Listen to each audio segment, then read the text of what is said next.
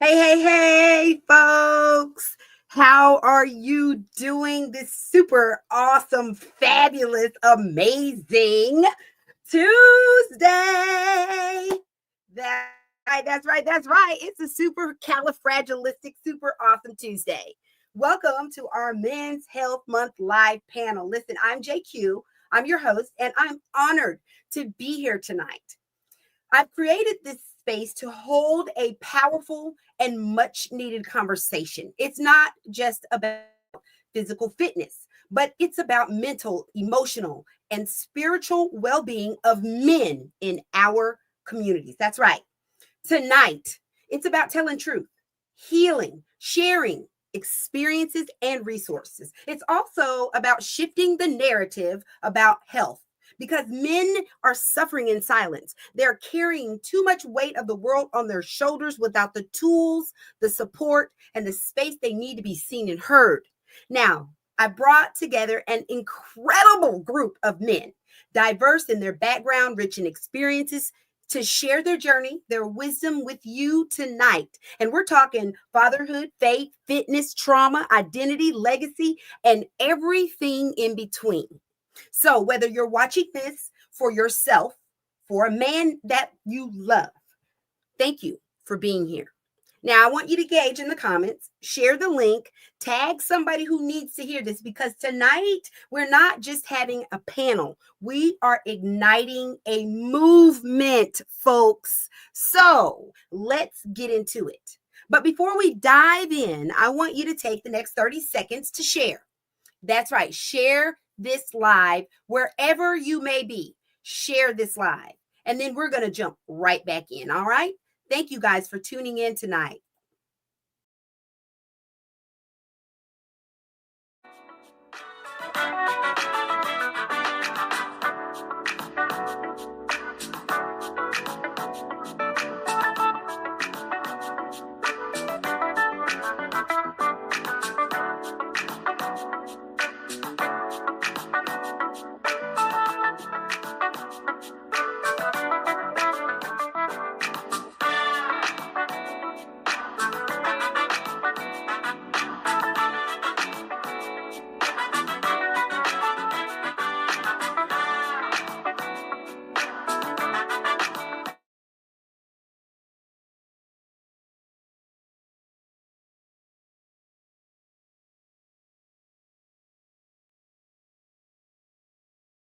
What's up, peeps? And we are back. Listen, welcome to another great night of the Men's Health Panel. We are about to dive right on in because, listen, I have some amazing, super dope, awesome men on the panel tonight. And we are not hesitating any longer. Let's bring our fellas right on in. Fellas, unmute yourself, wave, and let's say, hey. What's going on? What's going How is on? everyone? What is going on, world? How is everyone? How is everyone? I cannot hear you, Xavier. You got to unmute, baby. Thought I did. Sorry. Here we go. So now we finally have everybody in here. And listen, we're going to start with some introductions. And don't tell us who you are. Our people pretty much already know your fans are here.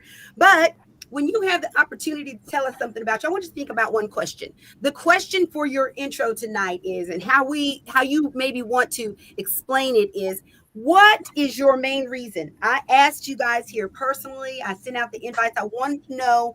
I know why I asked you to be on, but why did you accept the fact that you wanted to be a part of the influence and this community to share during Men's Health Month? I'm gonna start with my brother Charles. So let's get into it, Charles. Go, baby. Go. All right. So you're gonna put me on the spot, but I'm gonna put you on the spot first. Well, you know, you're my sister. I love you. You call me, I'm there for anything you need, you want, whatever.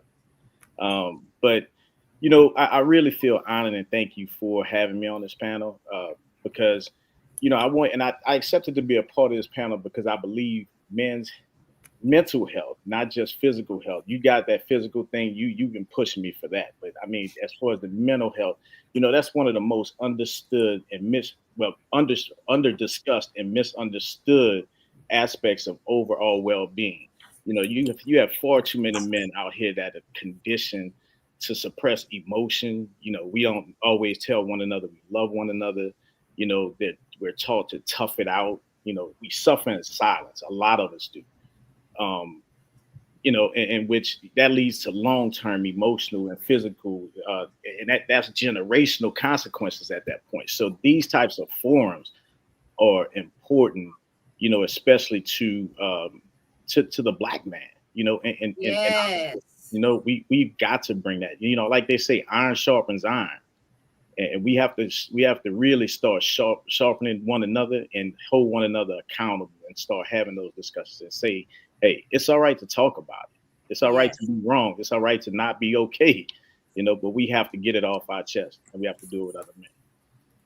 That's so important because, again, one of the stigmas of men, one of the stigmas that, our society, especially women, we put on men is carrying the weight of everything. You hear me? Everything, not just the provider.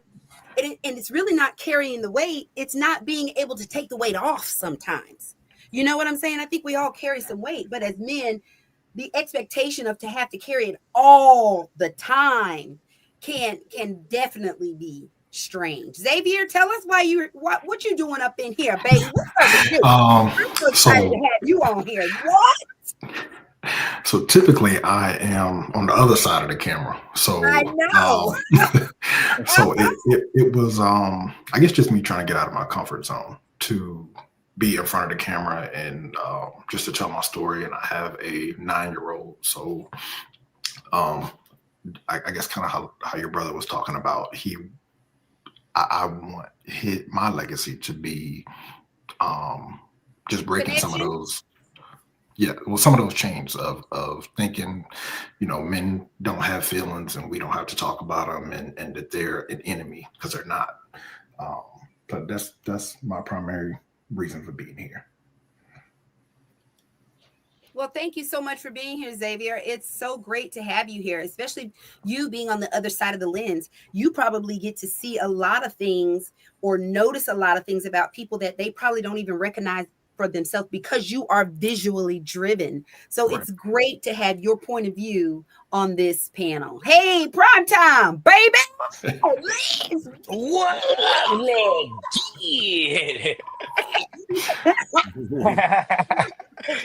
Well, hey, JQue, first and foremost, I appreciate you having me on this panel. I think men's health is important in general, mainly because we carry a lot. You hit a lot of the topic already, or the nail on the head. Men carry a lot. We're taught to toughen it up, suck it up, and to know that there's other men and people just like you that are striving to success. And it is okay to let those emotions and those feelings out, but just to talk about what needs to be done in general, from working out to decompressing, which is huge, PTSD, and fatherhood. Looking at what you may perceive to be a good father on TV may not be what is actually a good father in reality. So just, being able to discuss those topics on a platform like this is greatly appreciated. Oh man, and with Father's Day coming up, everything is father. And it's a shame. It has to be one time a year, right? Which is why we do these panels. We share this information continuously all through the year. But I'm also grateful that there is now an entire month dedicated to men's health. When I first started in the health and the fitness industry, there was nothing dedicated to men and their health or their mentality or their spiritual, or even into their well-being. And, there are 8 aspects of wellness and none of them were geared towards men's wellness. So I'm so excited that we have evolved. And thank you, Primetime, for being on the panel. I appreciate you. I'm going to my bestie next. Now, my bestie, what's up, bestie? How you doing? How's everyone out there? What up, Primetime?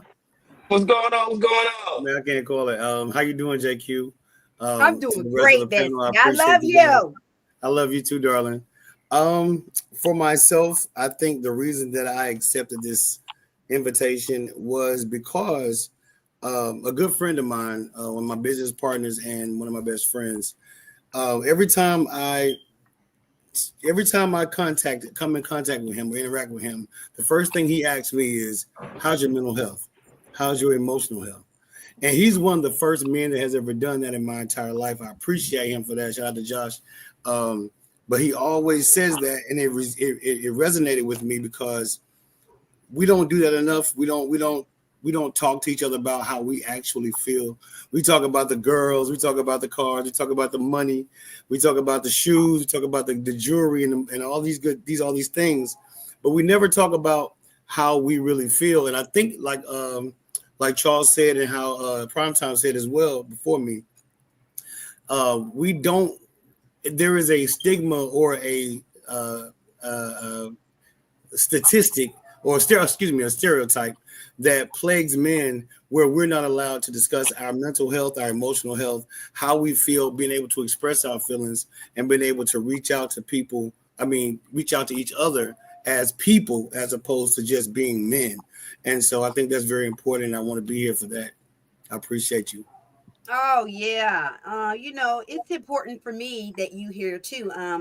Just sharing a little bit about with my bestie, y'all. When I was going through it, anytime I'm going through anything or whatever, Eric is there for me. It's not gender driven when it comes to us. It literally is just an unconditional love. And no matter what it is, he and I exchange in that way. And there are a lot of people out there who don't understand, but I'm grateful to be in his life so that I can be supportive of his health and his wellness goals as well. And we've been at it for like at least 15, 16 years together. So I love you, baby. Thank you so much for coming on. All right, Rio. Woo, woo, woo, woo.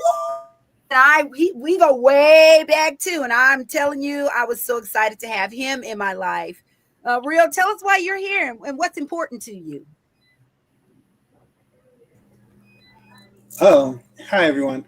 For me, it's actually hanging out with the boys. I'm fiercely independent, and I will be honest with you. And since I am a fashion designer, most of my friends are all female. The amount of male friends that I have, I can count on one hand, that I can call my best friends. And I also find myself now openly complimenting men on how they look. Like if I see a really nice beard, I will let them know that. If I see, if they're dressed well, I will let them know that. And I have no fear of letting them know, although they look at me weird. But the reality of it is, we should spend more time complimenting each other. And even though you don't know who that person is. And I find that, it works out for me. Yeah, I believe in the same thing. You and I, we met through fashion, but we've been friends and developed our relationship over time. And that was one of the main reasons I wanted you to be on here. You're a father, and he and I a relationship over time and over miles. Over the country. We have been out of the country together. We have shared outside together. And one of the things I really love about Zero is he is very sensitive and understanding when it comes to the male things. There are a lot of men out there that they're just too hardcore for that. You feel me? You understand what I'm saying? And so it's nice to have a sensitive guy in your life who can understand that, but who can also communicate his sensitivities as well. It was great introducing everybody, but baby, it is time to jump up in this thing, right? So we are going to start with some relationship questions. And one of the biggest questions that we often get is the fact that, hold on one second. Something just happened here. What happened? Okay, well, maybe it didn't happen. Either way, one of the big questions that we get is on this health panel is about relationships, right? And when it comes to our relationships, what is something that you believe men need to unlearn when it comes to relationships? Ooh, Xavier, I'm kicking that question off with you, baby. Ooh, ooh, ooh, ooh, I felt that. I felt like he was coming for me. I would say advocating for yourself. Not making a choice not to be silent because you don't feel like you're going to be heard or understood. And I had to learn that the hard way, unfortunately. But it took time to feel comfortable saying, this is what I need, or this is what's missing, or just to communicate anything. But I'm glad that I'm doing that now because somebody can't fix what they don't know is broken. Wow. Ooh. Whoa. Oh, I saw you lean back on that one, Brian. Man spoke the truth right there. That man said you can't fix what you don't know is broken. That communication's the key right there. I mean, communication, right? But when it comes to men, what's the communication breakdown? I'm not that's the part I've always, as a female, what's the communication breakdown? Did you guys not learn communication? I mean, where is the issue of why you're not communicating? I want anybody else to take this but me. I know, right? Anybody but me. I mean, Charles, I mean, come on, fellas. Now is the time. Oh my God. I'm taking that strong. You got this, brother. You got this. I'll say this. Oftentimes, men don't want to say anything. You don't want to be the bearer of bad news. You want to think we're solution oriented. We're solution driven. That's all we want to do is figure out what the issue is and keep it pushing. Is what I'm saying, is it valued? Is it even worth saying? At the end of the day, are the bills taken care of? I got bigger issues than this conversation. So a lot of times it just winds up building up. So you don't focus on that conversation. You focus on what you feel like everybody really cares about. Me being a man, if I go out there and say, man, I need this or this is going on, ain't nobody gonna care. Right? I need to go ahead and fix it. So I don't think it's a communication issue when it comes to, do you feel like the person in the relationship is going to understand what I'm saying? Do they value what I'm saying? Now, it also goes back to what I was going to say is knowing who you are before you get into a relationship, understanding yourself, understanding what you want out of the relationship. Every outlet isn't meant for every plug. You know what I'm saying? So knowing who you are and who you want to be, right? And then you can determine who you want to be with. Right. And also, I want to piggyback on that. So, Charles, you got it. I appreciate it. I'll say this. We all know that, relationships thrive on emotional honesty. All right. So you have to look at like the background people come from.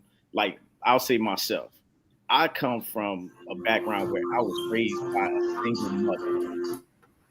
I was raised by a single mother with like 7 women in the house. And I had women in the house that were basically bashing men, although my grandfather was present in the house. He went out and worked. But I'm growing up. And also, let me say this also. There are 3 things in life that don't come with instructions. Money, kids, and relationships. Oh my God. No instructions. We are all learning on the fly. And every single relationship that I've had, even with my kids, I have 3 boys. And each one of those boys got a different version of a father from me. Ooh. Because I was going through their lives in my life at the same time where I was learning. Wow. So, and I thank God every day for their mothers simply because I know it was times that I wasn't it. I mean, I'm just going to say, I know I wasn't it. But over time, I had to mature and learn that. Wow, Charles, that's big. For you to be even able to say that on a live shows me again that men can communicate. I mean, we could talk. But I didn't say talk. I said they can communicate, right? you know, and Right. you said something big, emotional honesty. You know, I want to ask Eric, what does emotional honesty mean when it comes to men and respect? How does that work? Whew. Okay. All right. I'll try. Hey, I'll try my sorry to throw best. you under the bus, man. Sorry. I'm the tar. I'm the tar. I'll be under the bus right quick. I'll say this. There are very few people that we as men, I think most of the men on this panel will agree with me. There are very few people in our lives that we can be completely honest with. I'll preface that by saying this.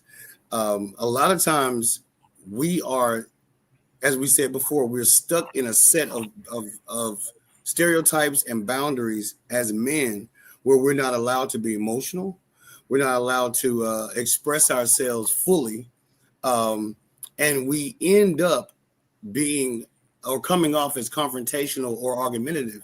When in fact, like Primetime said before, and as Charles said before, he's experiencing life at the same time. Primetime said it before. He said, we're expected to be a certain type of way, and it's difficult for us to get outside of that because we're dealing with all of our lives at the same time. I have to live my life too, and so there's only 24 hours in a day, and so to answer your question, okay, you and I have known each other on a, I want to say, almost molecular level. We know each other at the very bottom of everything. We talk about everything. Nothing is off limits and nothing is judged. Yeah. They say we listen and we don't judge, but our relationship is a testament to that. You can tell me literally anything, and but most relationships for us men are not like ours. Most relationships, even platonic relationships with most men are not like ours. Like I can tell you I did the most dastardly deed, and you're gonna be like, damn, Eric. Facts. But what did you do next? How did that work out for you? I will listen to you after you digest my information, but you'll listen to me while I tell you. But you'll never get the screwed up face, give me the side eye, none of that. This is not normal. I want you to know that this is not normal. Typically, if we're interacting with anyone, specifically women, let's talk about it from where it really matters. Men care about how we interact with women because our interactions with men, we started our conversation with that. We interact with men on a lot of very healthy levels. Prime time, we don't even see each other that much. But if we had a conversation right now, I'm pretty sure our conversation would be perfectly smooth, no matter what happened. But when we talk to women, our interactions are not as clear. There's a lot of fear. I'm not afraid to say it right now. Even with the ones that we are most intimately involved with, there's a lot of fear involved. There's a lot of personal inequities or inadequacies that we experience that we don't feel we are safe to divulge. Ooh. That's a real thing for most men. I think most of the men on this panel will agree with me. And given that dynamic and that reality for us, it's very difficult for us to move through life on an even keel because we hold so much in out of fear of being judged, ridiculed, condescended, bullied, or insulted. Shame. Right. All these things are innate fears of men, even the strongest man. I'm pretty sure even the strongest, every man on this panel will tell you that there is a inbred fear of vulnerability that we experience on a daily basis, and we have to figure out, or even tonight, we may be able to dissect how to share a way to get past that for other men that experience the same thing. I totally believe that. I mean, like you said, our relationship is totally different than most relationships, whether it's male, male, female, female. Correct. And it has developed over time. It wasn't like the first day I met you, I just told you my whole life story. Right. Or you, mine. You know what I'm saying? Circumstances brought us together, and over the last 15 years, our trust and our faith. But we were willing, and you started out with the biggest communication. You know, because I'm like a snail, but at the same time, trust, right? It started off with you with them shiny boots. You had on some shiny boots. Oh, did. Be quiet. Don't be telling about my shiny boots. You had some shiny boots on, bro. Yeah, But at the same time, that's all the time, man. We could talk about some things offline. we have to build some trust, right? We did. Experiences, that, trust, guys. and a lot of acceptance. There's a lot of acceptance in our entire interaction endeavor and our journey through our relationship. There's a lot of acceptance, and even when I know for a fact this ain't even about you, this is about. I'll speak from my perspective. I know I'm not that. I don't know what type of words we're allowed to say on this podcast, but I know Try to keep it as clean as possible. I know I ain't she. Yeah, I know that. I know that I am a mess. I know that. And I try to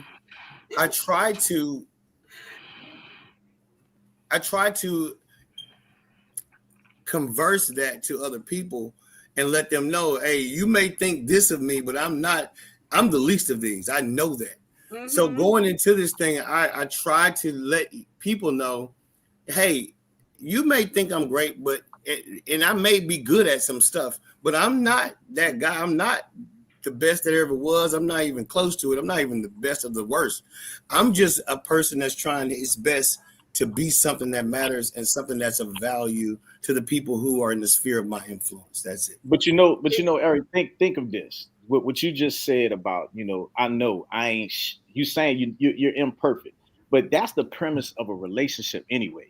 When you think about it, even when it comes to marriage, I mean, you a lot of people go into it thinking, this person has to be perfect for me. I have to be perfect for this person. But I mean, one thing I've learned over time is we're all imperfect people with those wounds, but we just have to find that one person, or we have to find people or any relationship in our lives that's actually healing conduits to those wounds. Wow. And, you know what I'm saying? I mean, it's about conversation, and that's where that conversation, that interaction comes. We're all, I mean, like I say, imperfection walking. Woo, baby! Let me tell you, we have a viewer that chimed in, and one of the things that he mentioned when we were talking about communication, and he says, sometimes a man's communication is weaponized, which results in a lack of communication sometimes. But nowadays, when a man does communicate, he's marked as being sassy in today's terms or gay. Let's talk about it. Zesty. Yes, zesty, all different, terms because he's communicating. Anybody want to, disagree, chime in on that? Because that is so important. Well, a lot of women want to say, oh, go ahead.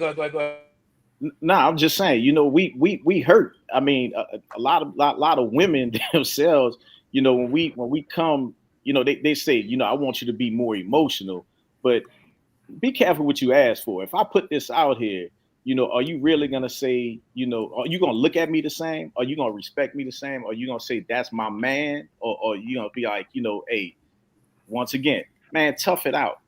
Because you looking for someone to love you, protect you, and provide for you. But but when we come to you and say, hey, I'm hurting right now, I'm in a weak state right now, do you look at it and say, well, you can't protect me at this moment? Wow. If maybe I so all I was going to kind of piggyback on something Primetime said. Yeah, go ahead, Xavier. Primetime earlier was talking about knowing yourself, and I that hit me because in my relationship I didn't. I started that off the wrong way. But and this isn't or what I'm going to say isn't reflected in my relationship, but what he said spoke to me, because if you don't know yourself, you don't know how to pick well. And that kind of plays into what Charles is saying. You know, you have to know yourself to know what you want, know what you need. You can pick well, and the person you choose is not that kind of person that's going to punish you for sharing for sharing what you're supposed to do in a relationship, which is the give and take. Nobody's good every day.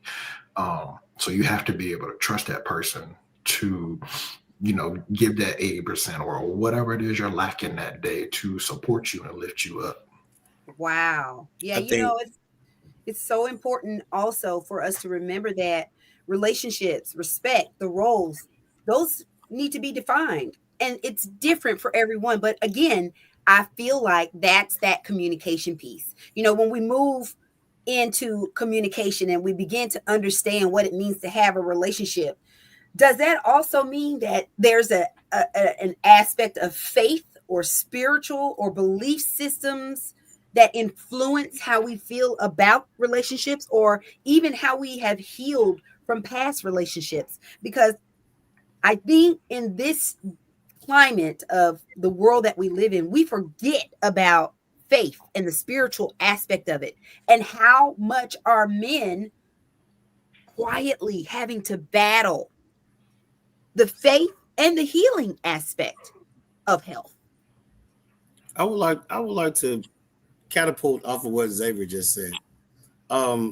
We have only a set amount of time, and we're trying to deal with these things as best we can. So we have an emotional position, and we have to make a choice as to who we're going to share our time with. I think it's important. Well, as to the question that you asked, I think it's important to evaluate the type of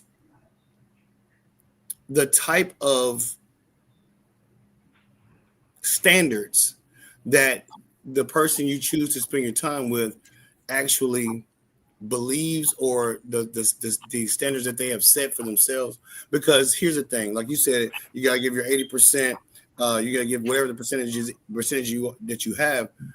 You have to trust that person to be whoever they are. If you're a 100% person all the time and you just boom, boom, boom, give, you can expect that person to give 30% all the time. I guess that's fine. But if you know for a fact that every now and again you're gonna falter, you're gonna fumble, you're gonna stumble, you're gonna make a mistake. If you know that, you need to choose someone who you know is capable of giving you a helping hand in the times of your struggle, your trials and tribulations. And I think that a lot of times we make decisions about our life partners, our relationship partners, whatever the case may be. We make decisions based on the flesh. I think we all do that. We all have a type. We got a type. We're all human. I think that type is probably our worst. What's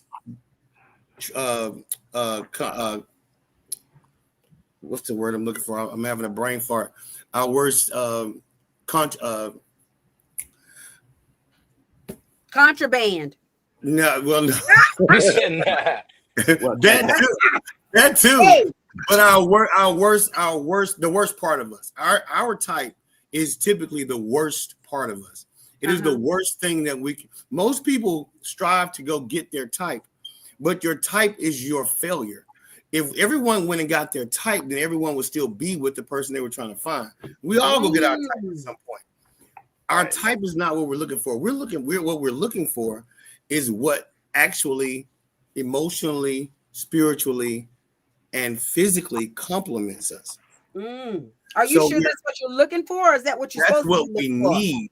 That's what you need, babe. That's what you need. What we end up doing is looking for our type, which is this thing that we came up with. We came up with something in our minds. It's not even just physical. We have a personality built in there too. We want her to act like this. We want her to walk like this. We want her to dress like this. We want her to be all these things that we came up with. This is imaginary. This is not a real person. This is a freaking Build-A-Bear. It's an avatar. The Build-A-Bear. It's a straight avatar. That's exactly what it is. It's an AI robot. And it was created in my mind over time, probably since I was a kid. And I have this idea of this woman that I think should walk in and do all these things, but in reality, she's not going to do any of these things. This person that I met is not this woman that I believe exists. Nobody exists like this. And I think this is men and women. No one exists like this. This person that you need, the person that really matters in your life, that will take you to the furthest point of your existence in this human experience, because we're spiritual beings experiencing a human experience. We are spiritual souls having a human experience, and we only have this finite amount of time to do that. And in order to do that the best and the most optimal way, we need to find another spiritual being who is having this human experience. Who can have it with us. Wow. Saying all that, relationships and all that, I mean, that segues us right into the next topic of fatherhood. Fatherhood, your legacy. I mean, what it means to be a father in present day times, or a father figure, or a man, even, affecting generations, the generational impact of that. How has fatherhood, or being a man, how has that changed how you look at life? Zero. Oh, you want me to answer that one? Dude, okay. Bring it on. Well, I actually have a daughter of my own. I do have to give you a little backstory to my life. I grew up with my father. My mother was manic depressive and psychosomatic. So I grew up, as early as I can remember, taking care of her. Literally going to her house, doing her dishes, cleaning her apartment, making her life work, making sure her bills were paid. I literally had a job at the age of 12. Wow. A job. So, and what that job was, I was a lifeguard. So I would teach older people how to swim. Nice. So the women in my life kind of what my mother was, were the women that were gravitating to me, which was interesting because I also work in film and television, and my first party, she was like, yeah, we're 50-50. We're all in there together. We're going to do this and so on and so forth. But I'm a nurturer and I take care of. So once she figured out that part, she fell into that role of, you're just going to take care of me. I don't have to return anything. When that ended, I realized that it was okay for me to ask for things or expect things from a partner. Now, as far as my children are concerned, I have 2 daughters. I did not raise them as daughters. I raised them to have a mentality. I raised them, one of the things I told them as they started dating was, I really don't want you to have a boyfriend longer than a month.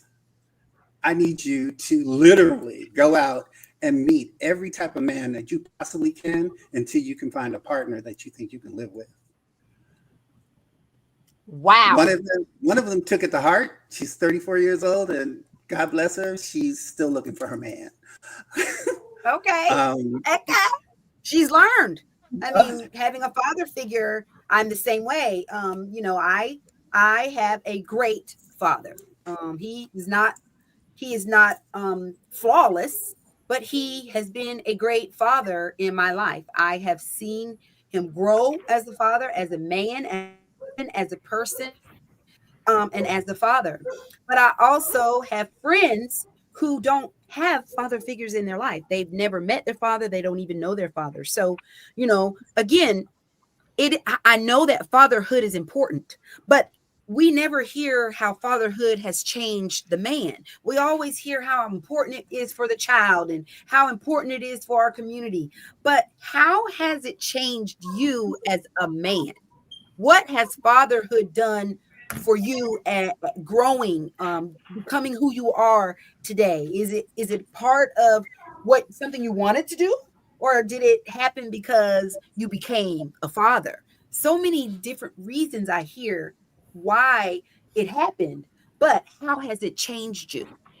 I'll say this: fatherhood for me was, like I said, each one of my kids got a different version of me. But one thing fatherhood has taught me is how to love. I'll say, when I say how to love, I mean, I this may sound vain, but I love me. I love myself. I will say that to anyone. I love me some me. But however, it taught me how to pour into someone else. And for the longest, I didn't grow up in a household that I was always told, "Hey, I love you." But I grew to. That's one thing I never deprived my sons of. I tell my sons constantly that I love them. I'm constantly talking to them because we all know with the climate of today, it's tough raising a black man.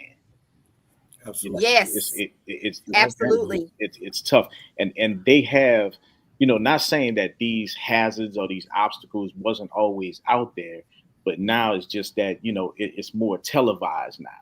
It's more available, it's more Right, like public. it's public now. But Yeah. but the thing about it, those hazards were always out there, even for us. But it taught me how to communicate. I'll say that, and my communication pieces, flow through them because trust me. But JQue, Josh. Ooh, I mean, baby, my nephew. that's that right there. Him and we had one of the best relationships. However, he's one of the hardest people for me to communicate with simply because of the pedestal he puts me on. Mm-hmm. Mm-hmm. And it's Facts. certain conversations that, he doesn't want to disappoint me, but yet, and still, he doesn't know my biggest fear is disappointing him. Yeah. See, those are Yeah. the kind of things that we don't always hear, and Yeah. I mean, I know for a fact, you're right. I have firsthand experience with the relationship that you have, the firsthand experience with Eric and his son, Trey, that's my nephew, the firsthand experience watching you guys as fathers. I hear Primetime all the time talk about his kids, and he's so active in their life. And Xavier, I know you love your babies. You Yeah, feel I do. me? Let's get one. Let's get one. Listen, your daughters are completely equipped for every aspect that they could ever happen in life. You feel me? But I just know that didn't happen from day one. Oh no! Oh, Man, I'll pick up. no, I'll pick up this one. I'll pick up this one because okay. So my son, I got a son at a really early age. My son is now 27. Um, and I know JQue, when you met him, he was a uh-oh. kid. He's 27 What's years that? old. And pardon me. Are we all good? Are we good? Yep. Okay. When I met JQue, my son was like 12 years old. But beyond that, I had my son when I was 18. And just pure point blank, I had no idea what I was doing. I had no idea who I was. Mm-hmm. I had no idea what to do.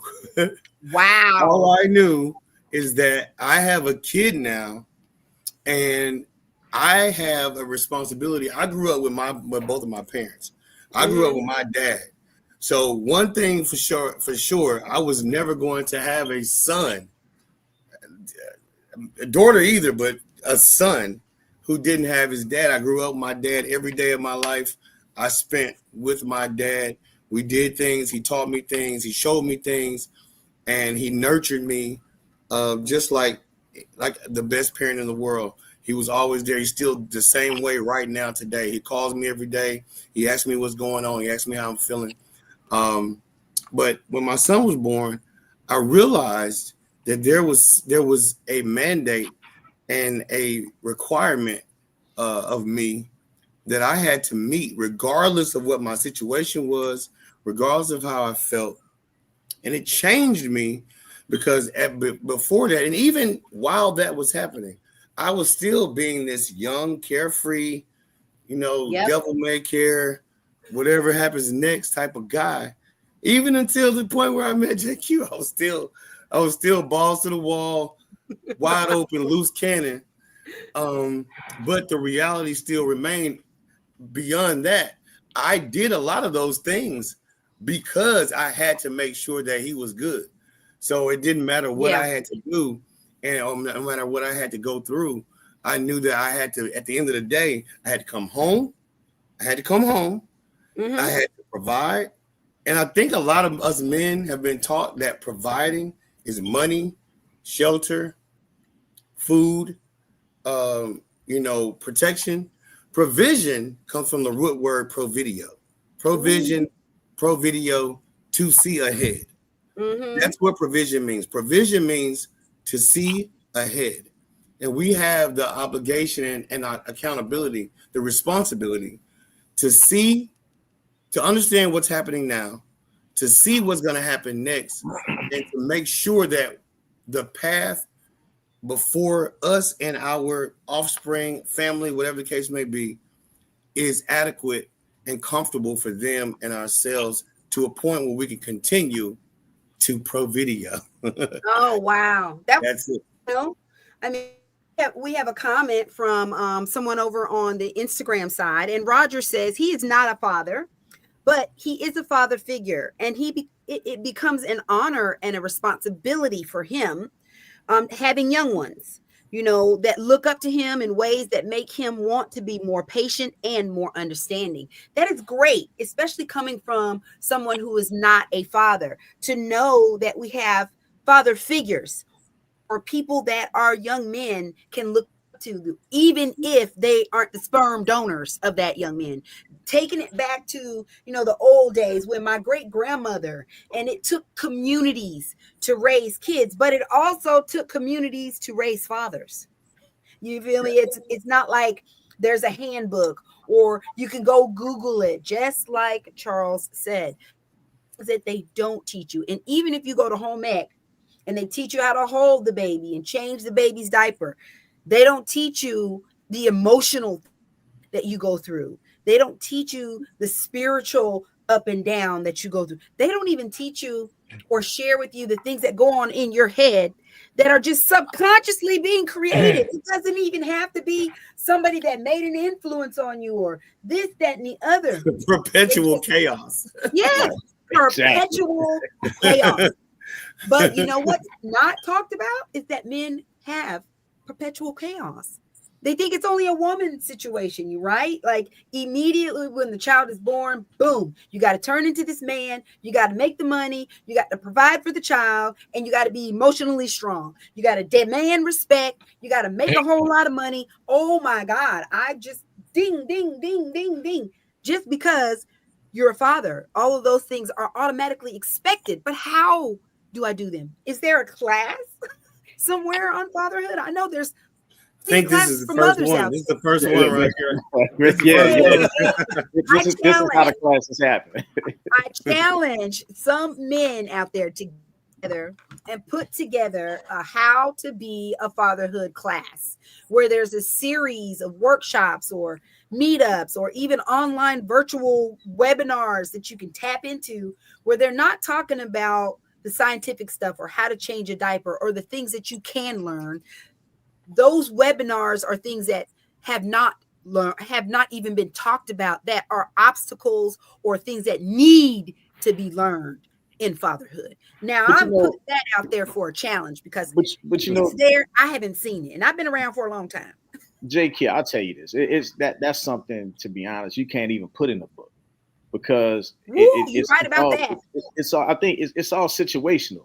You know, we have to be parents to our kids, and understand what I just said. We have to be parents to our kids, because your kids are different. Woo. So you parent different for each kid.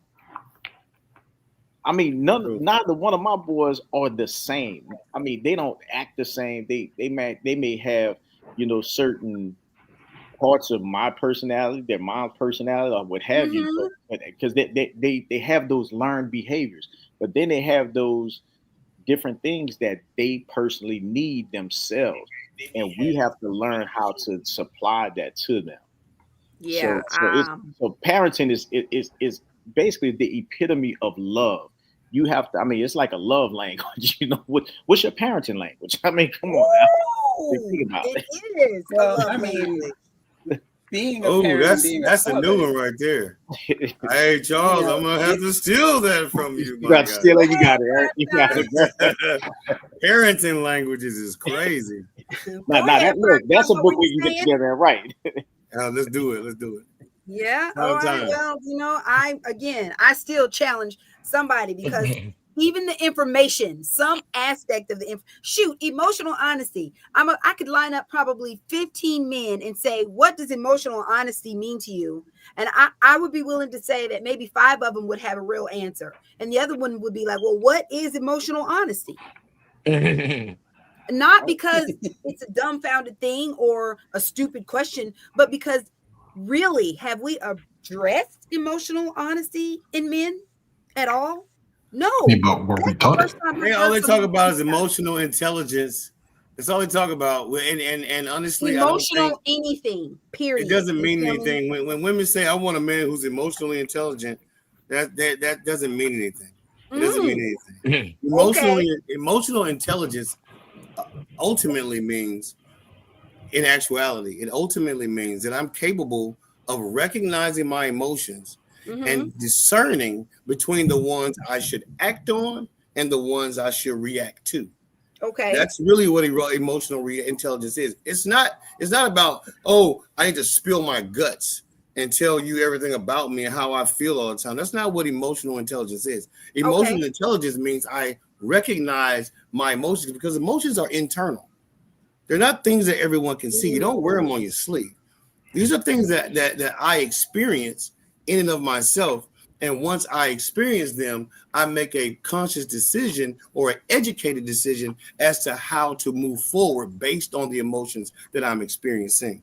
That's what emotional intelligence is. But a lot of people think that emotional intelligence means that I should feel something and then immediately just spew this crap out of my mouth and tell it and let everybody else know, oh, he feels things. Oh, he's a feeler. He's empathetic. That means nothing. That means I'm a psycho. I'm a psycho and I can't control myself. But you know, a lot of people, I definitely don't mean that. You know, with men, emotions aren't instant gratification. I mean, you're not gonna just immediately get what you want from us. I mean, so we have to take that time and I mean, digest the situation, and then you know, come up, you know, and that's the emotional intelligence about it right there, because you have to think about it before you act upon it. It has to work into the provision. That's why our jails that's why our jails right now are overcrowded, because no emotional intelligence. Exactly. Emotionally vulnerable males who were primarily, no offense, raised by their moms. Wow. 80% of us were raised by our moms. But go ahead. Well, my thing is, go ahead. There also has to be some sort of trust. And yes, I think my emotional bonding, I have to feel like I trust you. And I have a hard time sometimes of saying to a woman that I trust you, because that's not what they always want from me. Man, go ahead and be honest. Zero, be honest, man. Go ahead and tell the truth. Tell the truth and shame the devil. Tell the truth. Go ahead. You know, it's like they definitely want me to take care of, which is fine. I have no problem with that. I've done that my entire life. But the actually being emotional with them, I have a hard time trusting, because once I do that, I get back, well, let's be honest, they can't handle it. Wow. Whereas, and it's not even a matter of them saying I'm weak or I'm soft. It really is they can't handle the fact that I allow my emotions to be in the forefront, and I have to trust that you're going to protect me. And a lot of women don't know how to do that. Wow. I think that's people. I think people don't know necessarily how to do that. And I understand, like, from men to women and women to men, but in the day and age that we're in and the current climate of the world, trust is a huge issue. I'm talking amongst governments, politics, people, children, facilities, schools, systems, anything. Shoot, we barely trust the computer and the internet, and we're the ones who created it, right? It's people powering these internets and these AIs and these artificial intelligence, and we barely trust the people behind it, but we tend to feel more trusting of the digital, the AI, the things of that nature. But it's the people. It's Yeah, we people. can't get out of talking to people. You I'll can't. say I this, mean, JQ, and I think this goes and it ties a little bit of everything that we've been talking about together is counseling and therapy. And yes, if you don't have someone to talk to, knowing where you can still talk to somebody at, who you can turn around and go to. A lot of us go through these things, and you have to know that you're not suffering alone, right? And if you feel like you're suffering alone, there's always somebody you can talk to. For me personally, I wasn't raised by my father. I was raised by my mom, right? So my goal in being a father is just to be a better father figure than my dad was, but at the same time, learning what I feel like his mistakes was. Also, I didn't really understand a lot of things that he went through as a man until I got older and had that conversation with him as well, which therapy and counseling also helped me out with that, as well as having other men in my corner that's been through similar things that want to become better men as well. Because this right here, the talking, the communication amongst us, that's what starts us becoming better men that can turn around and give to the next generation. I'm not perfect by any means, but I'm doing better than I used to be doing. And I'm doing better than I felt like I was done. But understanding who my dad was, what his situation was, helped me become a better man in my situation, because all I'm trying to do is better understand myself so I don't pass the negative things down to the next generation. Granted, am I perfect? No, by no means, because I'm learning how to be a better man, a better father, a better uncle. I'm learning how to be a better person on a daily. So it's a daily journey for all of us, and understanding that you are still learning and that it's okay to mess up, but understanding that the goal is to turn around and grow. Appreciate you, yeah. Orlando. He said good stuff. Yeah, I think that, again, like we said, understanding that it is not something that just goes away. So moving into our final segment, we've talked about relationships, we've talked about legacy, we've talked about emotional health, we've even talked about fatherhood, faith, spirituality. Now, we've talked about these things, but how have you overcome, or what can you share with us that gives us insight on how you manage all of this stuff, the anxiety, the stress, the emotional health, being a father? Because it's okay to talk about it, but if we don't have the resources, or if we don't know what we can do to move into better spaces, to become better fathers, to be more aware of our health and what that actually entails, then it's just a conversation and it's not a movement. And if you remember this conversation, it's not just about the conversation. The conversation is to ignite the movement. The conversation is to spark, like DJ said, the awareness. It is for people and men to move more towards their health. So, Xavier, you haven't really said much about what was happening here. So maybe you can share with us some of your personal management tactics that you use for stress, anxiety, and all the emotional, overwhelming things, especially in fatherhood? I say it's for me being able to communicate with my wife to let her know, hey, this is what's going on, and her, providing me that space to process however I need to process, whether that's, me taking a walk. My son and I are big into Legos, so whether it's, me just putting on some music and zoning out and doing, build a Lego set to decompress. There's a guy by the name of Jason Wilson. He's written 3 books on men's health, and he had a similar situation to what DJ Primetime mentioned about not having his father. And though I had my dad, he did not have his. So that was a whole there was a whole lot of trauma there that he had to overcome and work through. But that has helped me just to give me, I guess, just insight to myself and to understand in a different way the things my dad struggled with, to understand why he was this way or wasn't that way, and to be able to give those things to my son. Just being, he told me he loved me every day, and he's always been there. And he's the reason I wanted to be a father. Just knowing that he was intentional about breaking the cycle, that made me want to be a father from a very young age. Wow.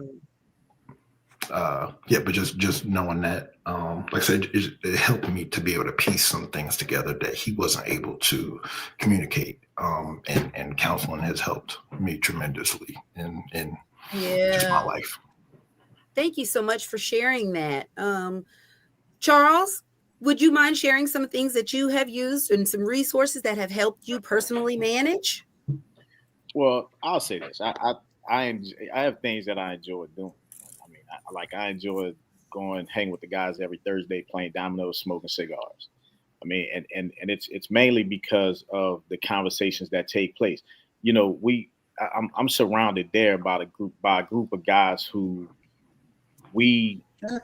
number one, we hold one another accountable for the things that we do in life, and also we talk about life issues, and we're not afraid to just joke with one another, and it's good to have those men around that you could really do that won't wear their feelings on their sleeves about everything. And like you have building male community relationships. That's the one thing we're losing in society today is basically that village. Wow. And we're ones that keep, we try to keep that village mentality. We talk about our kids, we talk about life, we talk about every aspect of life regardless of what it is. But because you never know, you could be going through something at that point in time, and there's someone in that room that's experienced it, that haven't talked about it or something. So that's why, like we've been talking about, the biggest word that's come out through this conversation is communication. But we must be aware and make it known. Yeah, I think that's a big one too. We've talked about communicating. It's again, being able to be intentional about decompressing, building male community relationships, places where you feel safe space. Right. Eric, share some things that you are using to help you manage. I think primarily communication with close friends and loved ones is paramount, or significant other is paramount. I love to break down my daily experience and some of my, short-term experiences with my close friends and loved ones.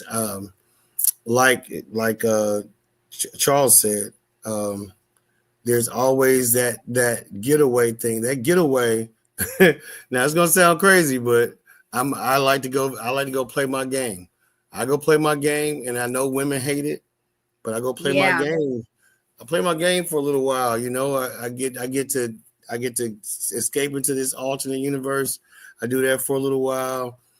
maybe a few times a week, maybe play the game, have a cigar, have a conversation with my elders. So that'll be my older brother, my dad, someone like that. I've got a couple of pastors that I speak to on a regular basis. Pastor David Lee from Oakwood College, and also Pastor Troy Garner from Fellowship of Faith. I speak to them a lot, and I like to try to speak to people who have had experiences outside of mine to try to gain some insight, but also to keep me grounded in reality, because I tend to kind of stray from reality a little bit.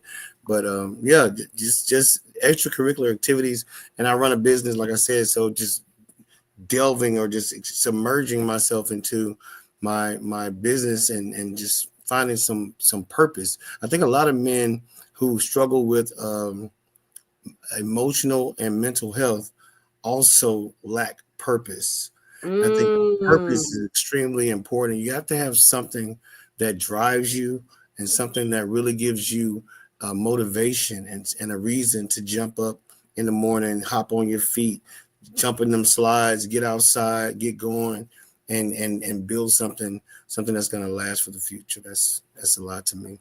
That's great. Wow. Staying connected to your purpose is big.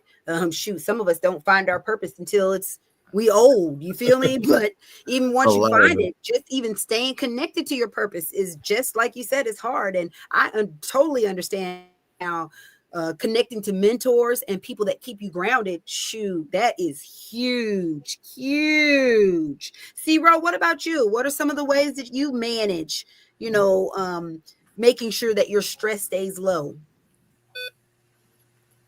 I hike.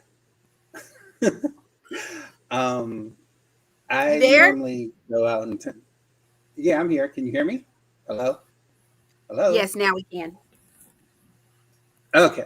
So, I get out into nature. I hike. I will go swim in a lake. A lot of my thought processes are internal, where I keep them safe. So, all of my stresses normally come out from, I have no problem doing a 10-mile hike any morning. I also, I have a dog. He has all my secrets. And as you know, JQue, he travels with me everywhere. Everywhere. That baby goes everywhere. I love it. I love it. What about you, Prime Time? Oh, I'm sorry. I thought you were done, Mr. Seaver. Keep going. Keep going. And then I do have my close friends that I am able to be real with. I have one is an artist, another's a photographer, and we are very clear with each other always, and very honest with each other always. And they kind of they definitely keep me grounded, because I tend to be someone who will make a decision and just go for it. And not turn around and say, "Oh, I can't do this," or somebody tell me I can't do it. I will make it happen. Right. Wow. Actually, even on the times that you and I tried to connect, yes, that's me once. Gotta stop trying to connect with you. Correct. Correct. So that's kind of how all those things go. I am I tend to be very centered and very calm.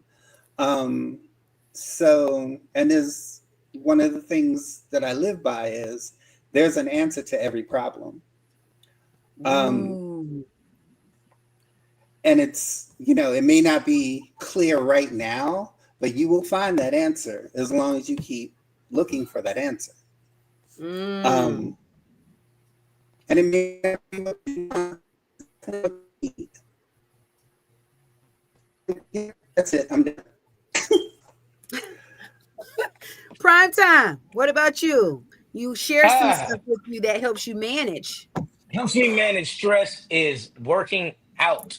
Okay. I'm not a like 6 days a week in the gym type person, but just getting on a treadmill or getting on an Oculus at home because I don't like paying for gym memberships for real. So that helps me out a lot, man. I'm into the free YouTube workouts because there's something that just to me. I love results. I'm a freak when it comes to results. I love results. So happy, mad, sad, glad. I try to get into something. So me working out, also accountability partner. Shout out to my brother Woe and my brother Freddie. When I say accountability, I never forget being a little I would say I was fit. They would say I was fat, right? And to have somebody give you the realness when you think you somewhere and you're not. And I'll never forget him telling me, he was like, "Do your back hurt?" I said, "Yeah." He said, "Your lower back?" I said, "Yeah." He said, "You fat." And I was like, dang. So if there's that's for, somebody in your corner to just keep it real with you and let you know what's going on. And Yes. you need that swift kick in the butt sometimes. So I had that one losing some weight, my back. And let me tell you, my lower back feels a whole lot better. All right. Hey, I was sitting up there, used to eat. And I had my plate on my belly, and it felt comfortable. Okay, I ain't gonna lie to you. I know I need to change when it felt too good just to eat right there on my belly. Ain't nothing wrong with it. It just wasn't meant for me because I noticed that I started to snore when I was sleeping. So it's just accountability partners across the board is big. And then for me, help relieving stress and working out and playing the video games. Women, let that man play that game. All right. Let him play that game. Leave him alone while he distressing or on his music and just try to process life, all right? The world has been crazy, and you crazy when you get home. You just want to decompress for about 2-3 minutes, then let it go. Let it go. What's that song? Hey, I'm only human. All right? There's a song about it. He's only human. Just let him decompress. You guys, These are facts. these are all facts. Tonight's conversation has been a blast. I'm telling you, a blast. It has been a joy to have all of these wonderful panelists on with me tonight. It's been a life learning information tonight. I'm talking even myself. I have learned something different about each one of you and something different that can help me love a man even better. Some provide a more opening and a safe space for men and to help men and be a part of them understanding that your health, all aspects of it are very, very important. It's nothing to be ashamed of, and it's not something that we as a society should be forcing our men to these high expectations where they can't focus on what is good for them. It's great to be a provider. It's great to be a good father. It's great to be the money maker and the person who has to carry the emotions of the house. And you got to fix the car and take out the trash and bring all the money in and be a dad and be this amazing boss guy at work. But it's also important for you to understand that it's important for you to be healthy. So, men, I am going to be challenging you guys this entire month and the entire year, as a matter of fact. I've got to stop doing myself a disservice by saying I'm going to focus on men's health in 1 month. I want to take this month to really bring it to awareness, but I want to challenge us all to be more forward, to take this conversation and let it make you move.